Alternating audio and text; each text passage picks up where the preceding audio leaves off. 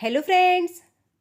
फूलों का राजा गुलाब हम सबके गार्डन में होता है और कोई भी ऐसा नहीं है जो कि गुलाब के फूल को पसंद ना करे और अपने गार्डन में गुलाब का पौधा ना लगाए।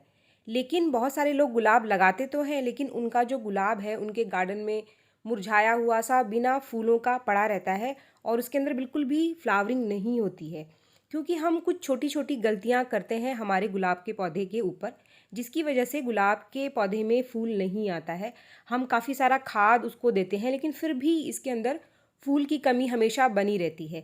तो ऐसा हमारे गुलाब के पौधे में क्यों होता है कि हम गुलाब के पौधे की केयर कर रहे हैं, इसमें खाद भी दे रहे हैं, लेकिन फिर भी इसमें फ्लावरिंग नहीं हो रही है।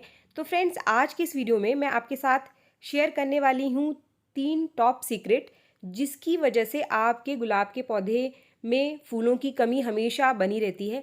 तो वो 3 टॉप सीक्रेट क्या है, इस वीडियो में मैं आपको डिटेल में बताने वाली हूँ। तो चलिए वीडियो को स्टार्ट करते हैं। अगर आपको वीडियो पसंद आए तो एक लाइक ज़रूर करें, और मेरे चैनल को आपने अब तक सब्सक्राइब नहीं किया है तो मेरे चैनल को सब्सक्राइब करना भी ना भूलें।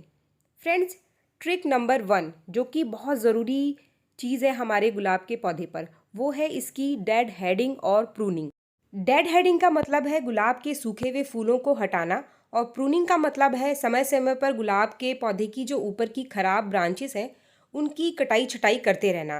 प्रूनिंग और डेड हेडिंग हर कोई करता है, लेकिन सही तरीके से इसकी प्रूनिंग और डेड हेडिंग ना करने से हमेशा इसके ऊपर फूलों की कमी बनी रहती है।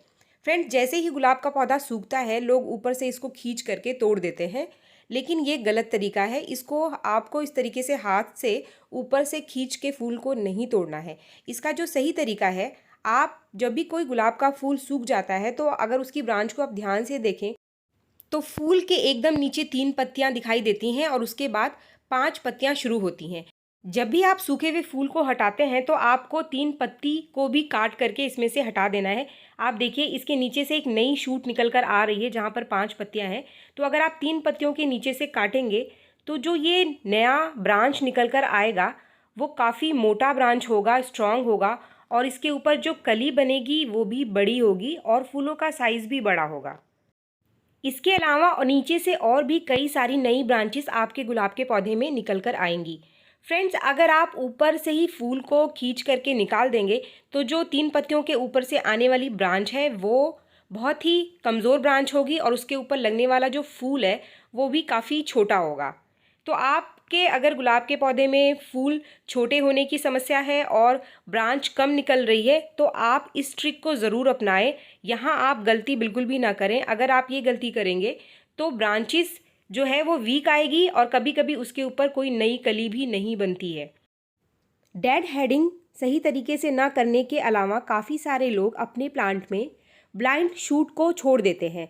ब्लाइंड शूट यानी ऐसी ब्रांच जो लंबे टाइम से आपके गुलाब के पौधे में ऐसे ही पड़ी हुई है और उसके ऊपर से कोई भी नई ब्रांच निकल कर नहीं आ रही है। जैसे कि आप देखिए इस वीडियो में ये एक ब्रांच है, इसके ऊपर काफ़ी दिनों से कोई नई ब्रांच निकल कर नहीं आ रही है। लेकिन जब आप इस ब्रांच को ध्यान से देखेंगे, अगर आपके प्लांट में कोई ब्लाइंड शूट है इस तरीके का, तो आप इसको ध्यान से नीचे तक देखिए, और अगर नीचे से आप देखेंगे तो वहाँ से नए शूट्स आपको दिखाई देंगे, लेकिन ऊपर कोई शूट नहीं है। और जो ये ऊपर का जो टिप है जिसको हमने ऐसे ही छोड़ा हुआ है, इसने इसकी ग्रोथ को रोक कर रखा हुआ है और इसलिए यहाँ से कोई भी नई ब्रांच निकल कर नहीं आ रही है। तो जब तक आप इस टिप को काटेंगे नहीं तो ये जो शूट्स के हेड्स आपको दिख रहे हैं ये आगे ग्रो नहीं करेंगे और ब्रांच लंबी नहीं आएगी और आपके प्लांट की ग्रोथ रुकी रहेगी। ये जो ब्लाइंड शूट है ये नई ब्रांच की ग्रोथ को रोक कर रखते हैं, तो इनको आप ज़रूर से हटा दें। अगर इनको आप हटा देंगे तो जो नई ब्रांच है इनकी संख्या बढ़ जाएगी, और जैसे ही नई ब्रांच की संख्या बढ़ेगी तो आपके गुलाब के पौधे पर कलियां बननी शुरू हो जाएगी, और फिर आप देखेंगे कि कुछ ही दिन में आपका गुलाब का पौधा नई कलियों और फूलों से भर जाएगा। फ्रेंड्स, ट्रिक नंबर 2 जो सबसे ज़रूरी सीक्रेट है हमारे गुलाब के पौधे के लिए, वो ये है कि जो गुलाब का पौधा है एक फीडी प्लांट है। फीडी प्लांट यानी ऐसा पौधा जिसको हमेशा खाने की ज़रूरत होती है। गुलाब का पौधा एक ऐसा प्लांट है जिससे बहुत ज़्यादा भूख लगती है। 15 दिन में एक बार आप इसको कोई भी खाद ज़रूर दें। जो भी खाद आपके पास है आप अपने गुलाब के पौधे में ज़रूर डालें, क्योंकि अगर आप इसको खाना देने में कंजूसी करेंगे तो ये आपको फूल देने में भी कंजूसी करेगा। तो फ्रेंड्स, इसके लिए जो सबसे ज़रूरी चीज़ है वो है कंपोस्ट। आपके पास अगर गुलाब का पौधा है तो आपके पास कोई कंपोस्ट ज़रूर होना चाहिए घर में, क्योंकि कंपोस्ट जो है वो एक कंप्लीट फर्टिलाइज़र का काम करता है। कंपोस्ट में नाइट्रोजन, पोटाशियम, फास्फोरस के अलावा काफ़ी सारे माइक्रो न्यूट्रिएंट्स होते हैं। कंपोस्ट के लिए आप वर्मी कंपोस्ट और गोबर की खाद, ये दोनों बेस्ट कंपोस्ट है हमारे गुलाब के पौधे के लिए। इनमें से कोई भी 15 दिन में एक बार आपके गुलाब के पौधे की मिट्टी में आप ज़रूर डालें। यहाँ मैं आपको एक कॉम्बिनेशन बता रही हूँ कंपोस्ट का और कुछ फर्टिलाइज़र का, जो कि आप 15 दिन में एक बार आपके गुलाब के पौधे में दे सकते हैं। यहाँ मैंने लिया है 150 ग्राम के आसपास वर्मी कंपोस्ट, जो कि मैं मेरे 10 इंच के पॉट में डालने वाली हूँ। आप वर्मी कंपोस्ट की जगह गोबर की खाद का भी इस्तेमाल कर सकते हैं। आप 150 से 200 ग्राम के आसपास गोबर की खाद ले लीजिए। अगर आपका गुलाब के पौधा जो लगा हुआ है वो 10 से 12 इंच के पॉट में लगा हुआ है, और आप कम और ज़्यादा अपने पॉट के हिसाब से कर सकते हैं। इसके अलावा 2 चीज़ें मैंने ली है। पहली जो चीज़ है वो है 10 से 12 दाने डीएपी के। डीएपी यानी डाई अमोनियम फॉस्फेट, जो कि नाइट्रोजन और फास्फोरस का बहुत ही बढ़िया सोर्स होता है। साथ ही मैंने लिया है आधा चम्मच सीवीड ग्रेन्यूल्स। सीवीड ग्रेन्यूल जो है इसमें काफ़ी सारे माइक्रो न्यूट्रिएंट्स होते हैं, जैसे कि आयरन, मैग्नीशियम, जिंक। तो ये हमारे पौधे की जो छोटी छोटी कमियां हैं, सीवीड उसको पूरा करता है। सीवीड फर्टिलाइज़र आप 15 दिन में एक बार आपके गुलाब के पौधे को ज़रूर दें। इसको देने से आपके जो गुलाब के पौधे का जो फूल है उसका साइज़ बड़ा होगा, और साथ ही जो कलर आता है फूल का वो काफ़ी डार्क होता है और चमकदार होता है। और सीवीड में क्योंकि आयरन है, मैग्नीशियम है, तो जो पत्तियां निकल कर आती हैं वो काफ़ी अच्छी होती हैं, हेल्दी पत्तियां दिखाई देती हैं। अगर हमारे गुलाब के पौधे में छोटे छोटे माइक्रो न्यूट्रिएंट्स की कमी बनी रहती है तो जो पत्तियों का कलर है वो डल होता है और पत्तियां मुरझाई हुई सी दिखाई देती हैं। तो फ्रेंड्स, इस कॉम्बिनेशन को जो कि मैं आपको दिखा रही हूँ, इसमें वर्मी कंपोस्ट, डीएपी और सीवीड, इसका इस्तेमाल आप 15 दिन में एक बार आपके गुलाब के पौधे में कर सकते हैं। लेकिन हमेशा ध्यान रखिए कि आप एक टाइम पर एक ही फर्टिलाइज़र दें। ऐसा नहीं है कि आप इसी समय होममेड फर्टिलाइज़र भी डाल दें, मार्केट का कोई फर्टिलाइज़र डाल दें। तो ऐसा आपको बिल्कुल भी नहीं करना है। इस फर्टिलाइज़र को अगर आप दे रहे हैं तो 15 दिन तक आपको कोई दूसरा खाद आपके गुलाब के पौधे में नहीं देना है। और अगर आप सिर्फ 15 दिन में एक बार इसका इस्तेमाल करते हैं तो इससे आपके गुलाब के पौधे में फूलों की कमी कभी भी नहीं आएगी। आपका गुलाब का पौधा हमेशा फूलों से भरा रहेगा। फ्रेंड्स, अगर आपके पास ये तीनों चीज़ें घर पर नहीं हैं तो मैं होममेड फर्टिलाइज़र आपके साथ शेयर करती रहती हूँ, जिसमें कि केले का छिलका, अंडे का छिलका और कॉफ़ी पाउडर और सूखी हुई चाय की पत्ती का बहुत बढ़िया रिजल्ट है गुलाब के पौधे के ऊपर।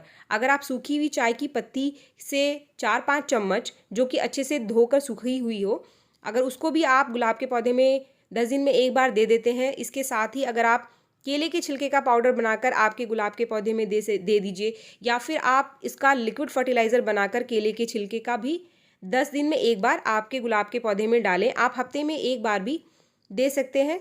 इससे भी आपके गुलाब के पौधे को एक न्यूट्रिशन मिलता रहता है और आपके गुलाब के पौधे में जो फूलों की मात्रा है वो कभी भी कम नहीं होती है, पौधा ग्रो करता रहता है। फ्रेंड्स, इसके बाद सीक्रेट नंबर 3, जो कि बहुत ही इम्पॉर्टेंट है और इस पर लोगों का ध्यान जाता ही नहीं है। वो बस अपने गुलाब के पौधे में खाद डालते रहते हैं और इस चीज़ को वो सोचते ही नहीं है कि वो खाद अपने गुलाब के पौधे में दे रहे हैं, फिर भी उनका गुलाब का पौधा फूल क्यों नहीं दे रहा है। तो ये जो समस्या आती है गुलाब के पौधे में, क्योंकि हम गुलाब के पौधे को बहुत सारा खाद देते रहते हैं और लगातार खाद देने से जो इसकी मिट्टी है, इसका जो नेचर है वो एल्कलाइन हो जाता है। एल्कलाइन यानी कि क्षारीय। क्षारीय मिट्टी गुलाब के पौधे को बिल्कुल भी पसंद नहीं है। गुलाब के पौधे की मिट्टी क्षारीय होने पर जो इसकी जड़ है वो सही तरीके से मिट्टी से न्यूट्रिशन को ले नहीं पाता और ऊपर पत्तियों तक और ब्रांचेस तक वो पहुंचा नहीं पाता है, चाहे आप इसमें कितना भी खाद डालें। तो फ्रेंड्स, हमारे पास कोई पैरामीटर नहीं होता है कि हम हमारे गुलाब के पौधे की मिट्टी को क्षारीय नेचर है या फिर इसका एसिडिक नेचर है, एसिडिक यानी अम्लीय, इसको कैसे चेक करें। गुलाब के पौधे को अम्लीय मिट्टी पसंद है। अगर गुलाब के पौधे की मिट्टी अम्लीय है तो ये ज़्यादा से ज़्यादा फूल आपको देगा। इसके लिए बहुत ही आसान सा तरीका है। आप इसके लिए 5 लीटर पानी ले लीजिए और 5 लीटर पानी में आपको जो चीज़ लेनी है वो है सिरका, विनेगर। इसके लिए आप एप्पल विनेगर ले सकते हैं। सेब का सिरका, आप 1 चम्मच सेब के सिरके को 5 लीटर पानी में अच्छे से घोल लीजिए। 1 चम्मच सिरके को 5 लीटर पानी में घोलने के बाद आप इस पानी को आपके गार्डन में जितने भी गुलाब के पौधे हैं उन सब में महीने में एक बार आप अच्छे से इस पानी को डाल दीजिए। इससे अगर आपके पौधे की जो मिट्टी है वो क्षारीय हो गई है तो वो एसिडिक हो जाएगी और आपके गुलाब के पौधे की जो फूलों की मात्रा है वो बढ़ जाएगी, क्योंकि जड़ की जो काम करने की क्षमता है वो बढ़ जाएगी।